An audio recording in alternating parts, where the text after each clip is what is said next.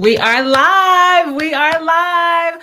Welcome to the Good Fight. I'm super excited for our conversation tonight. As always, I have no idea how it is going to unfold, but I look forward to the journey with you together and the journey that we are going to take in the spirit of Sawubona. So, Sawubona is a Zulu tribal greeting, which means hello on its face. But when we dig deeper, it means we see y'all, that I bring all of my ancestry with me into this space in order to receive you and all of your ancestry so that we can have a conversation at the intersection of faith and social justice to ask ourselves, how are we living out our faith? And what impact is our faith making on the lives of other people? Let's examine that. Let's talk about that. Let's challenge that. Let's celebrate that. Let's have all of these emotions that are rooted and centered in strategic conversation so that we can figure out how to continue to move forward towards our goal of collective liberation. So I'm glad that you all are here with me. This particular the Good Fight, I said this particular as if it's a separate, like something special about this one, but the Good Fight itself is all made possible because of Just Talk Consulting. That is my own consulting firm, and our motto is live and love differently. Actually, the entire motto is, if we want a world that is more just, more equitable, more inclusive, and more peaceful, then we must learn how to live and love differently. But needless to say, I could not get all of that onto the logo. So we just stuck with live and love differently. And so because of this, because of our firm, we are able to gather people together to have conversations that are transparent, that are vulnerable, that are open, that are honest, that are filled with all types of emotions so that we can work together to figure out our next step. The goal is to begin with the conversation, but to end in action together. And so we are glad that you are here for this conversation on tonight. If this is your first time joining us for the Good Fight, and I know it is somebody's first time because even now I have on my phone, you got one new follower, you got one new comment, so for Instagram, you've got 6 new, it's all of these. I can't remember all the numbers and I can't remember all the platforms. So don't let me tell a lie on myself. I just know that I have these notifications, not only for YouTube, but also for Instagram and also for my website. And so I'm like, yes, I know that you are, somebody out there is brand new. So thank you for being here. There are 4 ways that you can engage with the Good Fight every time that we appear on Tuesday nights at 7 p.m. Central Standard Time. One of the ways is to see yourself reflected in a mirror where there's something that is said or shared or read in this space that resonates with you on a very deep level, like not just in the head, not just with head knowledge, but that your body responds, your body reacts. It's almost as if your soul leaps up and grabs what was said because it knows it just that well. So on a very cellular level, you are able to say, yeah, I get that. I know what you mean. Another way that you can engage is to see, to look through a window where you are.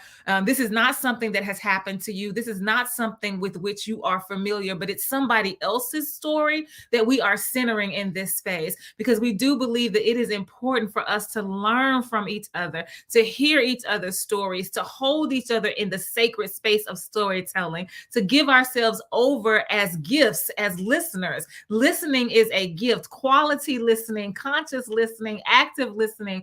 Those are gifts that we offer to people who are willing to share their stories. So we sit in a posture to receive those stories, and we don't have to do anything except receive them. We don't have to try to figure it out. We don't have to answer any questions. We don't get to interrogate the person. We simply understand the power of presence. Another way that you can engage is to walk through a door. So after this moment, something is said in your regular rhythm of life that reminds you of this conversation, that pushes you forward to think some more, to talk some more, to learn some more. And then you decide sometimes to share that with me. So right now I've got another podcast to listen to. I listened to a TikTok earlier today, and all of those came from you. So thank you so much for walking through that door and bringing me along on that journey. And then the final way that you can join us, you can be engaged in the good fight. It's just like Miss Narwita. You can comment right here on the screen, and I have the ability through StreamYard to let you see what that comment is. Miss Narwita is in the house tonight. Peace and blessings to you. I know she's talking to me, but you is also a collective pronoun. And so that blessing, peace and blessings, that greeting goes to all of you who are joining us at whatever time you engage. There go Arve. Yay, Bo. Sawubona. It's an invitation. Do you receive it? To say yes, you say yay, Bo. Sawubona. I receive it. So there's the yay, Bo. So we are glad that you all are here. There are others have joined us too. They are just not commenting, and that is absolutely all right. You have full body autonomy in this space, and you get to control your level of engagement. So that is perfectly all right. And for those of you like Miss Norita, like Arve, who show up on a regular basis, thank you so much for being here. It warms my heart to share this space with you, and I do not take it for granted at all. So tonight we'll be talking about the way we choose to look at things.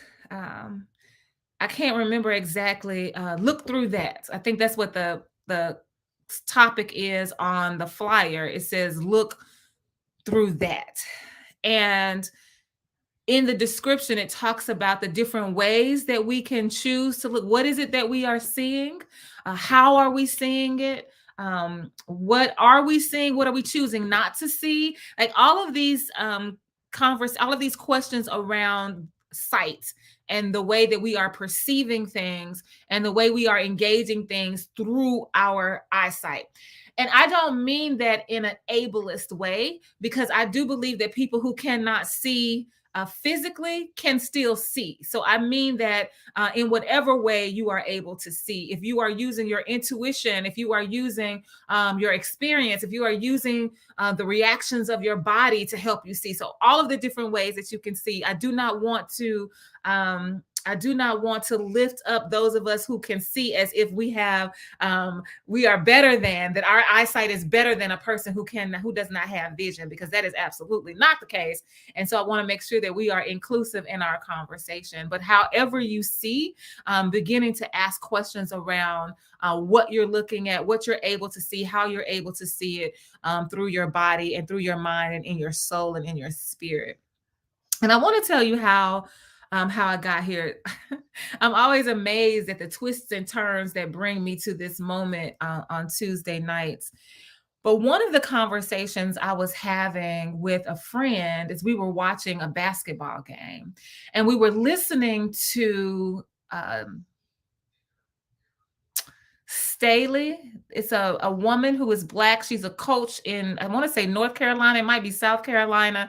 And we were listening to the speech she was giving after they won the game. And we began to have an argument about what she was including in the speech, what I felt like she should have been including, and what he was saying she didn't have to include. So we were just kind of going back and forth about that.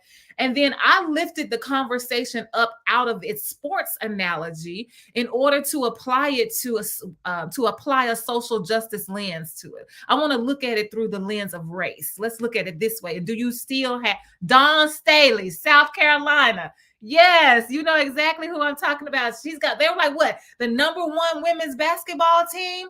And yes, and so that's who it was, Dawn Staley, South Carolina, Black woman, head coach for this team. And so I was listening to her and I said, what if we lift this up out of the conversation about sports? Right now, we're rooting it in the game, in sports. And what if we apply the lens of social justice? How does it play out then? Same situation, we could even use the same words. But when we apply a different lens, does it not give us a different understanding of what it is we're talking about? And so he looked at me and he said, does everything have to be about social justice with you? And I said to him, no. I didn't sit down to watch the basketball game to think about social justice. I sat down to enjoy the game just like everybody else. I'm looking at them rocking, shaking, rattling, roll. Like I'm just really enjoying what's happening on the screen. And we weren't. I don't even think we were watching South Carolina. I don't know who we were watching, but I was just enjoying the game. But the conversation lended itself to me having to then think about it on a more deep on a deeper level. And that's what caused me to say, wait a minute, what if we looked at it through a different lens? And that's that's one of the things that happened to bring us to this space. Another thing that happened is that I'm watching all the time cooking shows. I really have kind of basically given up on my crime shows, y'all. When's the last time I watched Snapped or I don't even know the names of all the shows now that I was watching, but I was watching Snapped and I was watching Floribama Murders and I was watching stuff, the murders in Atlanta, and I'm not watching any of those things. So I'm focused on the cooking shows. And again, these are competitive shows. So there's somebody there, these are culinary opponents, and they're trying to win whatever the prize is for whatever the show is that I'm watching. And when it comes down to trying to figure out who is going to win, I started applying the lens of race to my guesses. You can really tell a lot about who's going to win based on the comments from the judges. You can really tell. So that's the comments from the judges give you a lot of insight into who's going to win, who fell short. That is 100% true. But when it's crunch time, when it's clutch time, when it is time, when there's a situation where both of the dishes are good, when it's a situation where they're having to nitpick to figure out who's going to win, I decided to just go on this little, just to take a little, to do this little game, play this little game. I don't know if you want to call it a game. I can't think of the word I want to use.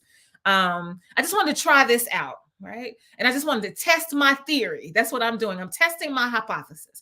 I said, I bet you that if I don't think about the food at all, and I simply apply the lens of race first, I can tell you who's going to win just by looking at it through the lens of race. If I've got a black man who's up against a white man for the win, most of the time, if I say, they're not going to let that black man beat that white man, it's not going to happen. Usually, I'm 95% of the time I am right. Then if it's a situation where it's not race at play, I can say, I can apply the lens of gender.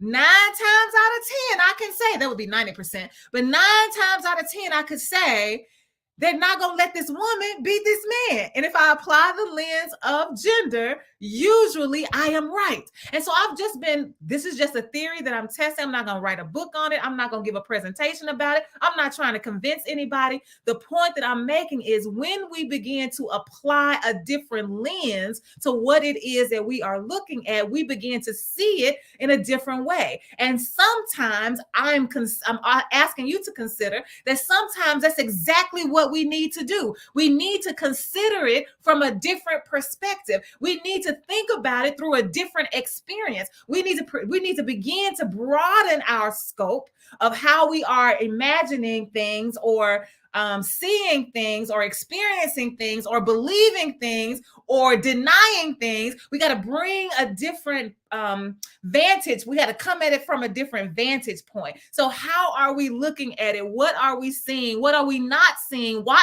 aren't we seeing it? Those are the questions that these situations have brought me to tonight, to begin to ask ourselves, what is it that we are, what are we seeing and what are we not seeing? And how do we know? The only way we'll know is if we apply a different lens. And so I was thinking about that. That's how we got here, because I'm testing my theory about choosing the winners. I promise y'all, I have not been wrong yet. I have not been wrong whether I apply the lens of race, whether I apply the lens, well, I said 9 times out of 10, whether I apply the lens of gender. So I'm not giving myself enough credit because 100% of the time I have been correct, but it's just the cooking show. And so I wanted to begin to think about that when we look at it from from a faithful perspective, right?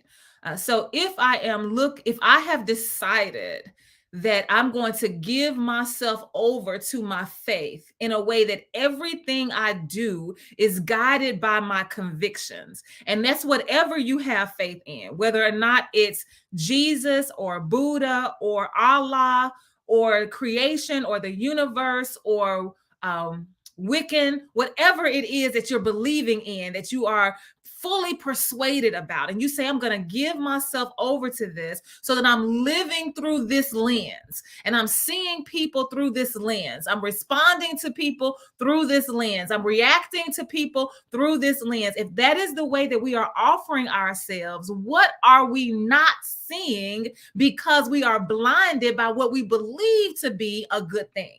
Because I would think that most of us consider ourselves to be faithful. We consider that to be a good thing. As a matter of fact, we consider ourselves to be operating on a higher plane. We consider ourselves to be giving off higher vibrations because we are led by something that's bigger than us. So this is supposed to be a good thing, and we claim it as good, and we want it to be good, and we love it.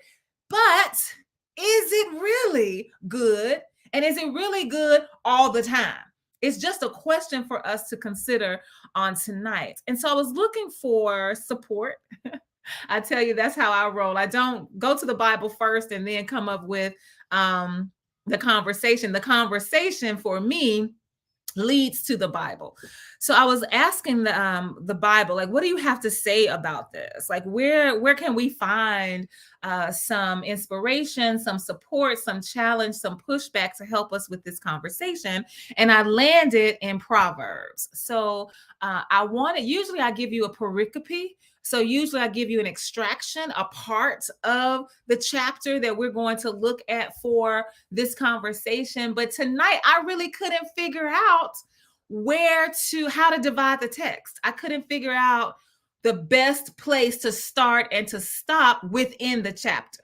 And so I said, I'm spending a lot of time trying to figure that out. And then finally I said, I don't have to figure that out. I can just use the entire chapter. And that's what I'm going to do, because I know that I've said more than once that when I was in seminary, we were taught that you should not read more than 10 verses at a time because people lose focus. They're not listening. And I'm just like, says who? If I'm interested in the story, then I'm going to keep listening. That's just like telling me I can't read a book because I'm only going to read half of the first chapter or something. Like, no, if I'm interested, I'm going to keep turning the page. And so I've just decided to throw that out the window. And I'm not even going to say that anymore. I'm just going to choose whatever I'm going to choose that I think helps move the conversation along. And so this is Proverbs chapter 7. It is the entire chapter, and it was written by Solomon. Well, it's attributed to Solomon as the author of the text. And Proverbs themselves mean, the word Proverbs could be translated as wise words. And so many of us turn to the Proverbs because we feel like, or we have come to know the Proverbs as being a book that's filled with these kind of short sayings that we can easily remember, that we can grab hold to and allow them to become principles that we live by. And so Proverbs are usually just kind of one statement, one sentence. Sometimes you can it's 2 or 3 sentences, but usually it's just one where you can really find some insight. You can gain some knowledge and some wisdom. They are wise words, and they are attributed to Solomon. What's interesting to me, though, is that these are wise words that Solomon is giving to us so that we can lead a better life, because we are being led by wisdom. We are being led by the journey towards becoming as wise as possible. The wiser we are, the better decisions we make. The better decisions we make, the better life we live. The better life we live, the better God feels about what we are doing in service to God. And so that usually is the ultimate goal. The way we have been socialized to understand Christianity is the goal is to please God with your life so that heaven will be your home. And so if we're applying that interpretation to the Proverbs, then that's what what Solomon is trying to get us to do, trying to get us on a path where we're making the best decisions so that we can live the best God-fearing, godly life. Now, in the Old Testament, they didn't believe in Jesus the way that we do. And so it's interesting how so when we talk about this, I hadn't even thought about this until just now. So when we talk about the Old Testament as those of us who have been taught to be Christians, what we have a tendency to do is we apply the lens of the New Testament to the Old Testament. And so we get to the end of the book, turn around and look, the end of the Bible, the book being the Bible, we get to the end of it with the New Testament and we turn around and say, oh, this must be what the Old Testament meant because I'm going to apply the lens of the New Testament. So now everything I read in the Old Testament, I'm going to find Jesus. I'm going to find the Holy Spirit. I'm going to find it in the way that I understand it from the New Testament because I'm applying that Christian lens to it when really we should not do that because the Old Testament has a lens of its own. And when we give it, when we attribute when we place the Old Testament, the New Testament on top of it and act like it no longer matters unless it's filtered through Jesus, then we do ourselves and the text and our faith and our God a disservice. And so we're talking about Proverbs as if it's trying to lead us to Christ when really these were wise words that Solomon was just giving you because he wanted you to be a better person. Like regardless of whether or not you ascribe to Christianity, can I get you to be a better person by making some better decisions? So that's where Solomon was coming from. He wasn't talking about Jesus at all. Now, can you apply it? Yes, absolutely. And that's what we're talking about. What lens are we using through which to see what we want to see or what we hope to see or what we believe we should be seeing? So Solomon is writing this story, and depending on what person you listen to, you will think he's writing to his son or he's writing to just anybody, any person who's willing to listen. But he's writing about wisdom. Wisdom, what the commentaries, what the interpreters, what preachers, what Christian teachers, what religious teachers won't do is spend a lot of time talking to us about the fact that, and I'm using this word on purpose, the fact that the truth, a more accurate understanding of who God is that the Holy Spirit is the feminine expression of God. We have been so indoctrinated to believe that God is actually a man. Like we talk about Jesus, we know that Jesus was made flesh. And so because we believe that story, then Jesus must be a man. I mean, like everything in the Bible tells us that this is a man. But because we believe that about Jesus, and then we say that God is a triune God, 3 in 1. We say, well, if Jesus was a man, then God must be male as well. And so we will not generally make room for God being woman. Do y'all remember that book, The Shack, that came out? The movie, there's a movie. I always read the books before I go watch the movie. But I read the book, watched the movie, and Octavia Spencer plays God in the movie. And the Christian community went ballistic on 2 levels. First of all, how dare you call my God woman? And secondly, how dare you allow God to show up as a Black woman? I don't know if you all remember, it was a storm. They were boycotting the movie. It was all, now here's a movie about this man who lost his daughter. She was kidnapped and murdered as a young girl, as a child. And he's trying to find his way through the trauma that this causes to his life. And he's looking for how to heal his relationship with God as a result of this traumatic event that's happened in his life. So this is a beautiful love story about this covenant agreement where God says to us all the time, I am yours and you are mine. I will never leave you nor forsake you. I am always here for you. And this man is having a hard time believing that because his daughter was kidnapped and murdered. Where were you when this happened? He's crying out like many of us cry out. Where were you when we got the cancer diagnosis? Where were you when we found our child dead in a bed from SIDS? Where were you when my mother was raped? Where were you when my ancestors were lynched? This is a common question that people ask when they are experiencing a crisis of faith. And so here this movie is trying to get us to see the beauty of him finding God, and all of that was thrown out the window because God showed up as woman and God showed up as Black. Miss Noita said, I remember. So true. I remember. Yes. And so we really don't spend time telling that truth about who God is with God's feminine expression. But I don't understand why. Because we will easily go to Genesis and say, God says, let us make man in our image. And so when you look around at man and you understand man as human, do you just see men are, oh, maybe that's what some of us are continuing to do. We only see men as human. So when we begin to think about women, we see them as less than human.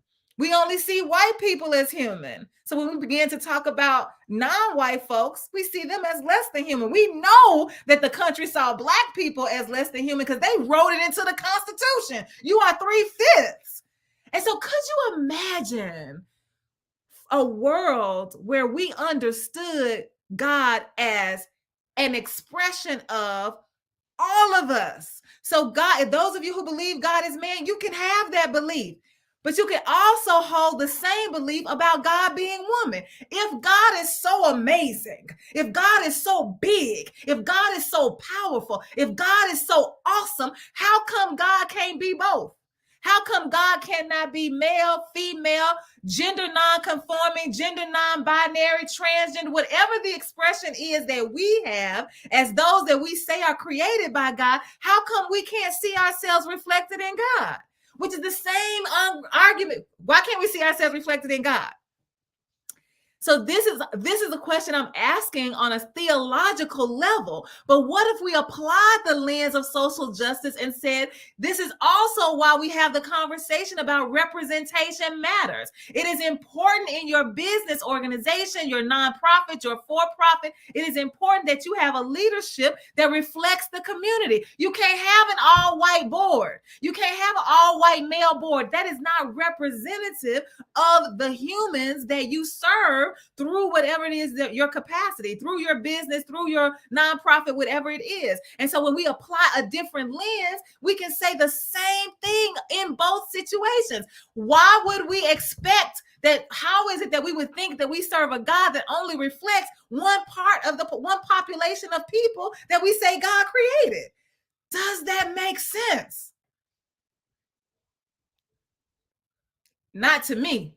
Doesn't make sense at all. If I'm going to serve a God who is spirit, then that God can show up however God wants to show up. I show up as that God. You show up as that God. Everybody shows up as that God.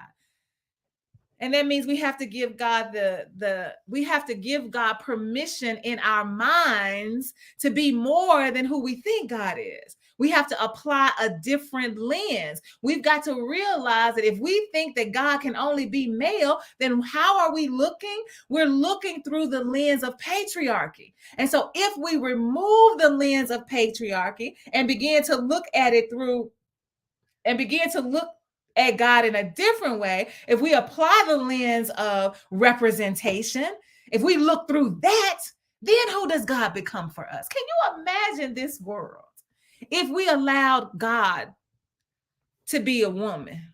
If we could broaden our theology to believe and embrace that God is one, what would that do for our relationships? Think about women in the professional field, those of us who work outside of the home. Then would we really be talking about wage gaps? There wouldn't be a wage gap, I don't think, if we understood women to be God, just like we understand a man to be God to be male. If we understood God to be female as well, then we wouldn't feel that there's this sense of hierarchy within the genders. And we definitely wouldn't be pushing back on people who don't fall within that binary. We would say, oh my goodness, every time you show up, I see God in you. So that means I'm going to be just as fair with the men on the job as I am with the women on the job in terms of wages, because that's what God would have us do. God as woman, God as man, God as gender nonconforming. What would that do if we decided that in our romantic relationships that we have misunderstood the lens that we've been looking through that says God is the head of the house, man is the head of the household?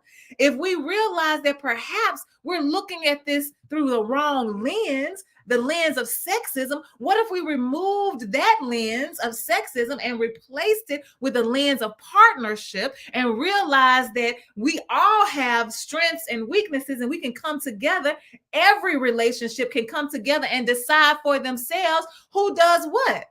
So this idea that it's the man that has to make the most money, that feeds into the patriarchy that we were talking about a few minutes ago. That's in line, comes straight directly from believing that God is man and that God is male. And so if we begin to take off these lenses that we have and apply a different lens, what could the world begin to look like then? How much more free, how much more fair, how much more just, how much more inclusive, how much more peaceful would we be if we allow God to be God in God's fullness, which in this case, talking about wisdom, these are not words that Solomon is speaking from his mouth. I'm going to call these wise words. No, really what's happening, this is the Spirit of the living God through the female expression of God that we name wisdom, that we name Sophia. That is who is inspiring these words. So the words are not wise. The Spirit is wise that's giving rise to the Spirit is wise that's giving rise, R-I-S-E, to the words that are coming out of Solomon's mouth through his pen to paper, as we believe we have it. What would the world be like if that was the case? So I want to read this story to you from Solomon. Let me get to it. It's so long. I have to do three different screens. And so I'm going to try to do this seamlessly so that the story will remain engaging. But I'm going to be switching screens to make sure I get through. I think it's like 27 verses or something. I don't know. Because remember, I said I'm not worried about it. I just want you to hear this story. I'm reading it from the Message, and I chose the Message on purpose because I do think that it's more conversational. I do think that when I'm looking to hear the story in a language that I can understand better, that I can relate to better, then I'm willing to go to the Message, which was this is the Bible translated by Eugene Peterson. For that reason, he was in the ministry, and there were people who could not understand the King James version of the Bible, like most of us can't. First of all, it's written on a 12th grade level, and in the United States, on average, we really want to write between the 6th and 8th grade levels. I mean, big facts. And so there's so many of us who are using the King James version, and we cannot understand a word that it's saying, and we're still using it even though the language is outdated. When the last time you said "eth" at the end of a word? Thou treateth me, thou leadeth me. The only time we do that is when we are quoting from that Bible, and I quote from it. But then I have to say, wait a minute, let me make it plain. Y'all know in the Black church, I don't know if they do this in any other church, but y'all know how we'll say, make it plain, Pastor. You're going to have to give it to me in a different way. You're going to have to apply a different lens, a more culturally responsive lens, linguistically, so that I can understand it. So here's this story from the Message. It's Proverbs chapter 7. Dear friend, do what I tell you. Treasure my careful instructions. Do what I say, and you'll live well. My teaching is as precious as your eyesight. Guard it. Write it out on the back of your hands. Etch it on the chambers of your heart. Talk to wisdom as to a sister. Treat insight as your companion. They'll be with you to fend off the temptress, that smooth-talking, honey-tongued seductress. As I stood at the window of my house, looking out through the shutters, watching the mindless crowd stroll by, I spotted a young man without any sense arriving at the corner of the street where she lived, then turning up the path to her house. It was dusk. The evening coming on, the darkness thickening into night. Just then a woman met him. She'd been lying in wait for him, dressed to seduce him. Brazen and brash she was, restless and roaming, never at home, walking the streets, loitering in the mall, hanging out at every corner in town. She threw her arms around him and kissed him, boldly took his arm and said, I've got all the makings for a feast. Today I made my offerings. My vows are all paid. So now I've come to find you, hoping to catch sight of your face. And here you are. I've spread fresh, clean sheets on my bed, colorful imported linens. My bed is aromatic with spices and exotic fragrances. Come, let's make love all night. Spend the night in ecstatic lovemaking. My husband's not home. He's away on business and he won't be back for a month. Soon she has him eating out of her hand, bewitched by her honeyed speech. Before you know it, he's trotting behind her like a calf led to the butcher's shop, like a stag lured into ambush and then shot with an arrow, like a bird flying into a net, not knowing that his flying life is over. So, friends, listen to me. Take these words of mine most seriously. Don't fool around with a woman like that. Don't even stroll through her neighborhood. Countless victims come under her spell. She's the death of many a poor man. She runs a halfway house to hell, fits you out with a shroud and a coffin.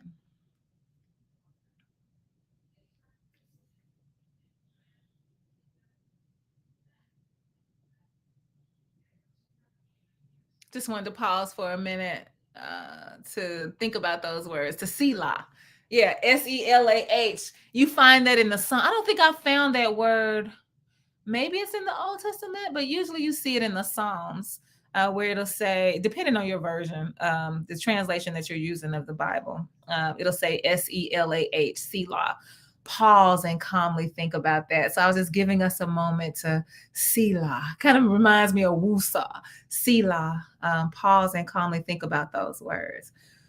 And so here this man is he's watching this story unfold. He's looking out his window. He sees this young man and he sees the woman come up to him. And all of this is the story that he tells. Okay.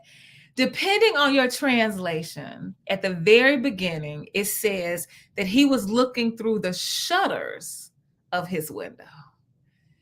And that was what attracted me most to this story, to have this conversation, is because I said to myself, if you're looking through the shutters of your window, how well can you see? If you're looking through the shutters. It reminded me of when I used to watch scary movies growing up. I do not watch scary movies to this day. I don't care how, I'm 50 years old and I'm not watching a scary movie. And I really don't like it when my friends say it ain't really scary. You don't get to define scary for me. And I don't trust the fact that you said that means I'm definitely not watching it because I don't trust you.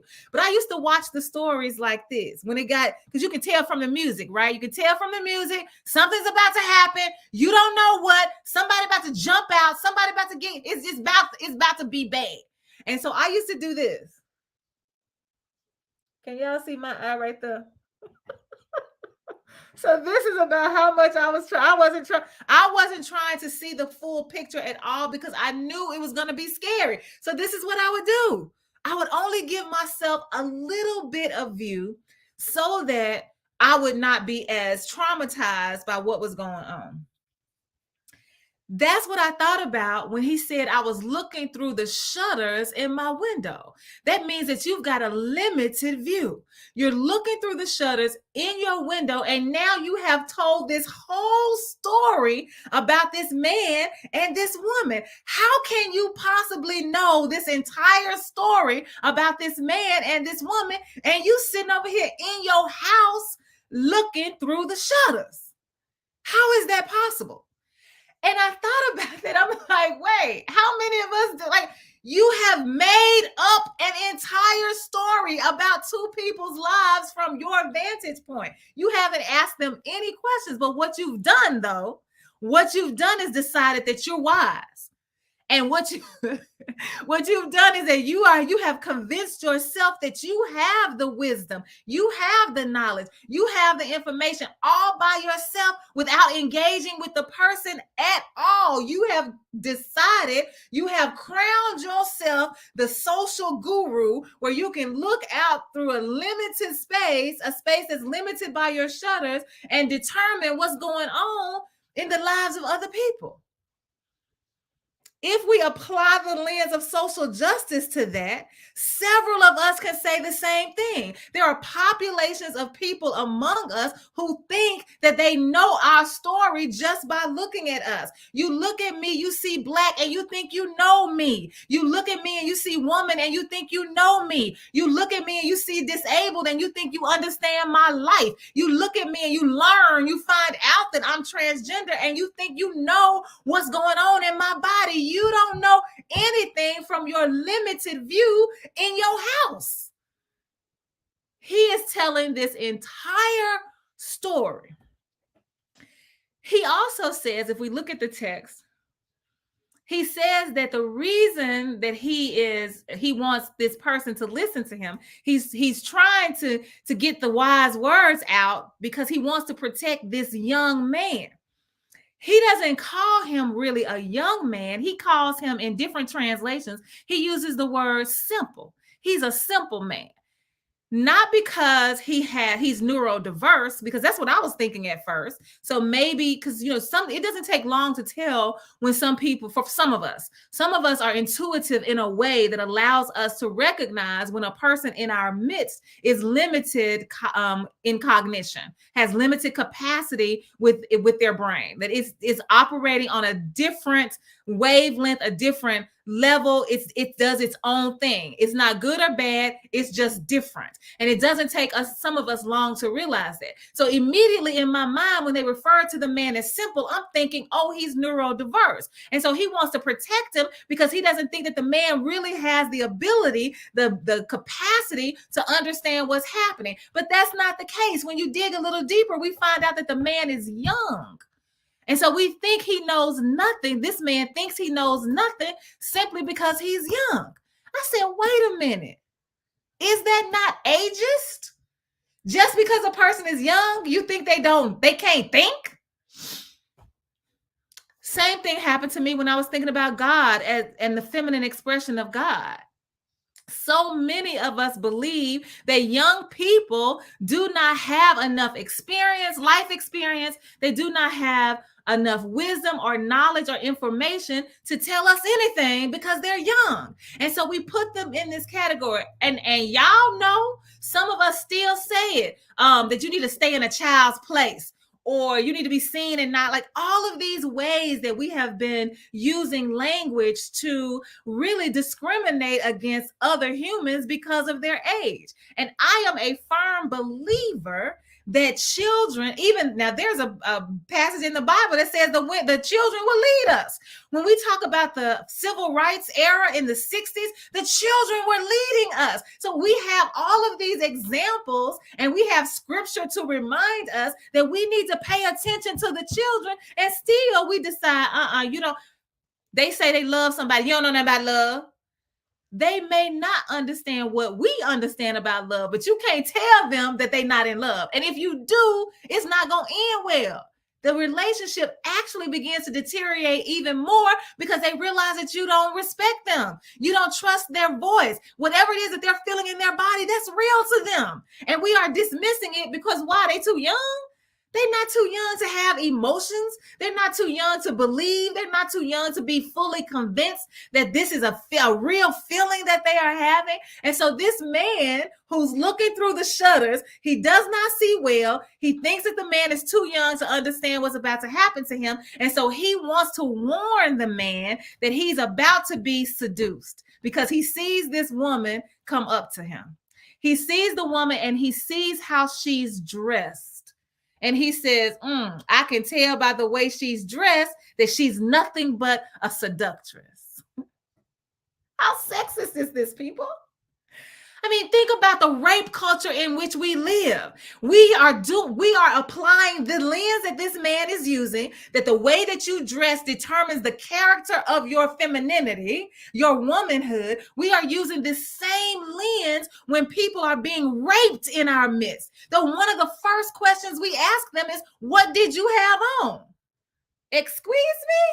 It don't matter what I had on. You do not have a right to my body. You do not have a right to exert power over me and subdue me and to take what you want from me. I don't care. Even I could be walking down the street butt naked and you still don't have the right to do that. And so this lens that this man is using, which is completely sexist, he's saying, hey, you too young to understand that when you see a woman dressed like that, you need to run because she's out to seduce you. How we know the man didn't want to be seduced? How does he know the conversation they are having when he is behind the door in his house looking through the shutters? How can he possibly have this whole story? So the man says, this is a warning. But here's my question. One of the questions that I got a lot of questions about this text, but one of the questions that I have, if he believes that this man is in serious trouble. Remember, the story ends by saying she's going to lead him to his death. So whether you think it's a physical death or a mental death or a spiritual, whatever kind of death it is, that death is bad, right? Death is bad. It's final on some level. If you believe that this man is being lured to his death, why won't you come out of your house to save him? Why are you going to just sit back and say, look at you, like we do on TV, like we're watching TV. Do y'all ever talk to the TV? Don't go in there. Don't do that. So it's like you see somebody in trouble and you believe that you have the information that can rescue them, that can deliver them, that can change the trajectory of this situation and possibly save their life, and you won't do anything to help them. It made me think about the hypocrisy that I feel like we live in this world when we keep saying stuff like it takes a village to raise a child. If it takes a village to raise a child, that means that all of us should be actively participating on making sure that we are doing our best to set children up for their own success. However success is going to be defined in their lives, I want to give you everything that you need to make that possible. But we see children in trouble and we don't say anything to them. We see children doing things that they should not be doing and we don't open our mouths. Because I don't know their mama. I don't know what they're going to say. Even if the mother, even if the teacher, even if another person in their midst doesn't take kindly to you saying it, should that stop you from saying it if you know that they are headed for trouble? You just going to sit back like this man and say, you're going to get the newspaper the next day and read that the person died and be like, you know what? I saw him going to his death. You know what? I knew he was about to die. Really? Is that what our faith leads us to do? Especially when we talk about God has not given us a spirit of fear, but of power and love and a sound mind. So I'm going to tell you what I know I should tell you.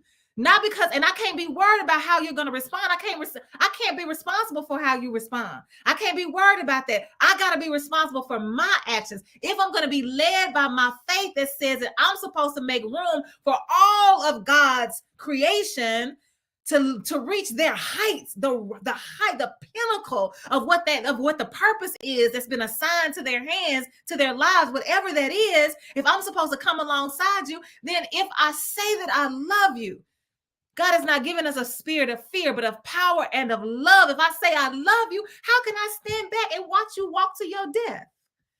How can I create situations that are going to lead you to your death? How can I stand for food deserts? How can I participate in food apartheid? How can I not speak against lack of access to healthcare? Like, how can I just sit in my house and look through the window and see you about to die and not open my mouth? Oh, but I'm gonna write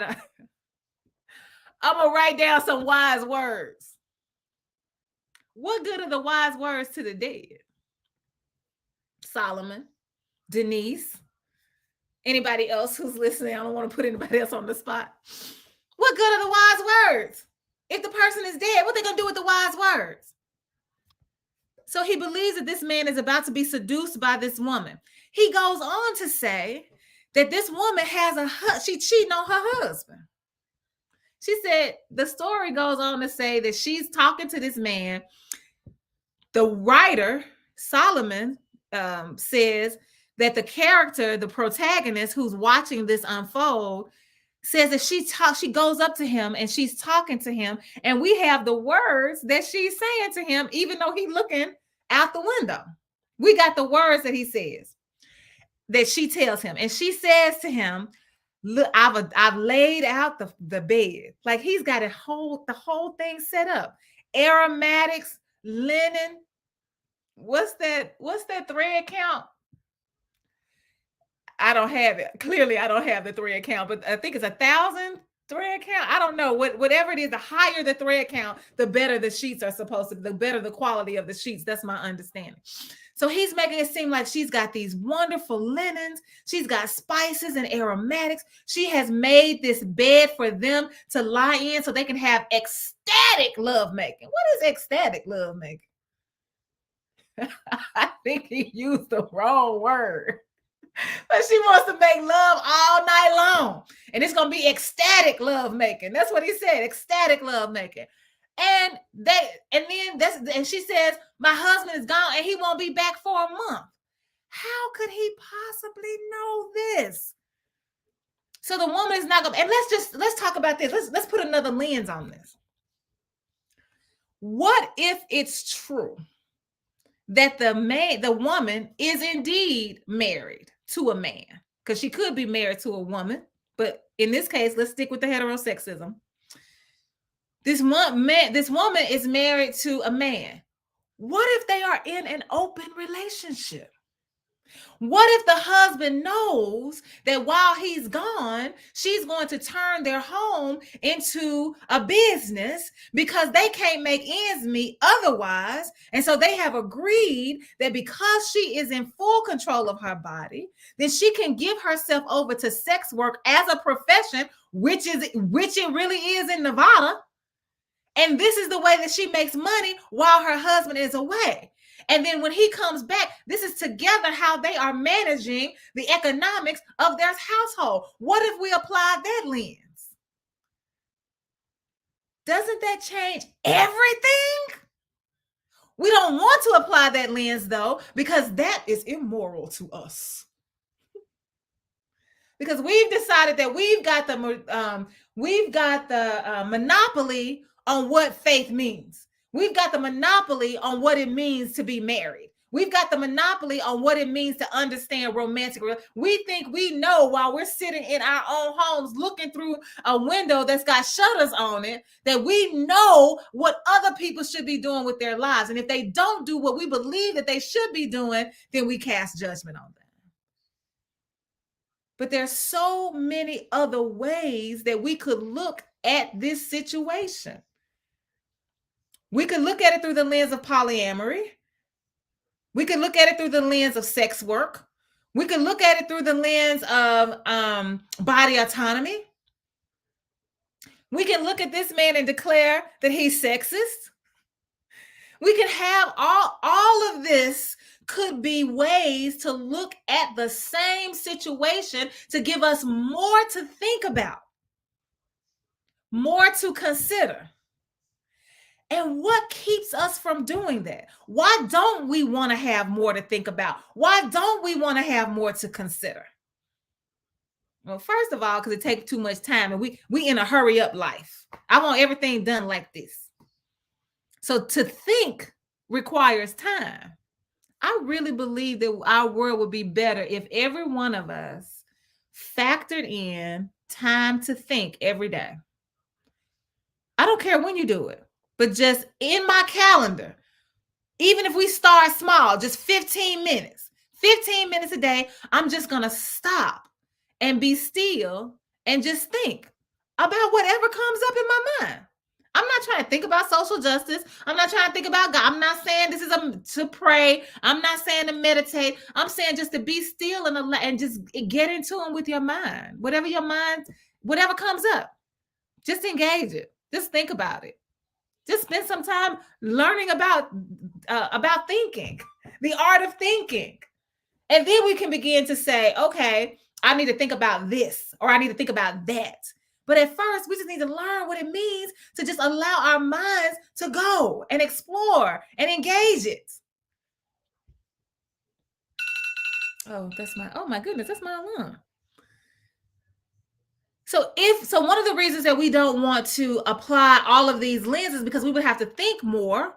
And we don't want to think more and we have more things to consider because that would take up too much time. We don't have the time. We won't take the time. But another reason I think we don't want to do that is because we want an answer. We want to draw some kind of conclusion. We want to make some kind of judgment. We want to put a period at the end of the sentence. And sometimes we don't have to. Would it hurt us to sit back like this man, if he was looking through his window, through the shutters in his window, and he just sat and said, look at these two people. I wonder what they're talking about. They could be talking about anything. I wonder if they're talking about dinner tonight. I wonder if she's asking him about the marketplace. I wonder if he's looking for directions. Like, if we just started all kinds of scenarios we could have played out in our head about this. But this man decided from his vantage point in his house, looking through a window with limited view, that he could tell us this whole story. Yeah, I don't believe this story. I don't believe that we have any indication that what this man said happened is actually true. So then the question, I guess the overarching question is, what then is the point? What then is the point of Proverbs chapter 7? And I think that I've tried to make a couple that I want to remind you of as we prepare to leave. One point is that we cannot continue to read the Bible on its face just through the one lens of the way that we've been socialized and indoctrinated to believe the stories. Like, we've got to get to the point where we say, yes, I have no problem receiving this the way that it is. And I want to take some time to apply a different lens, to think more deeply and more critically about it, not so that I can draw a conclusion, not so that I can pass any judgment, but just so that I can open myself up to the possibilities of what God is doing in our midst through this text. God might be talking to us about a seductress, but God might be talking to us about something else. What else can we see here besides what this writer says? Because the writer has his own insight. What's my insight? Because if we agree that it's possible that wisdom is the feminine expression of God, then we've got that in us, just like Solomon has in him. And so we can tell our own story prompted by the Spirit. What does the Spirit say to us about this text? That may not be in line with Solomon, may not be in line with our pastor, may not be in line with our best friend, may not be in line with anybody, but it's what I believe I feel in my body. That is its own lens, and I have a right to apply my lens to this. Maybe the point of this story is to remind us to stop doing what Solomon is doing, sitting back in the comfort of our home, thinking we know somebody without engaging them in conversation. I wish he had walked up to the young man or the woman, I don't care, in either one of them, and just asked the question. You know, your nose anyway. You're standing outside, standing in your window looking anyway. So what y'all was talking about? I do that. I just did it the other day. We walked past. We were going to get something to eat, and there were all these cars in the parking lot. It's like cars in the parking lot, vendors setting up. We just trying to get Subway. And I'm like, what? And so I just walked over to the man and said, what y'all doing out here? Because I wanted to know. You can call me nosy, you can call me curious, you can call me whatever. I wanted to know. And the man said, oh, it's a meetup. It's a car meet. I'm like, a car meet? And that's turned around. I'm like, so all the little cars backing up, is Corvettes and Mustangs and Camaros. Just ask somebody to share their story without you trying to figure it out on your own. Because unlike me, you apply a different lens, you might be wrong. I'm applying these different lenses watching this cooking show, and I'm pretty much right. But sometimes we are applying a lens and we are wrong. And the only way that we're going to know that we are wrong is if we engage the person in conversation. Ask somebody a question. Get to know people. Learn more, because the stories are being shared with you, and you got to create space for that to happen. These are the things that I believe the texts are asking us to consider over and above whether or not this woman seduced this man because she was being unfaithful to her husband. I really don't even care about that. I care about the other things we can learn. And I hope you do too. Y'all let me know. Thank you so much for joining us for The Good Fight. We'll be right back here on next week, Tuesday at 7 p.m. Central Standard Time. Can't wait to see you. Bye.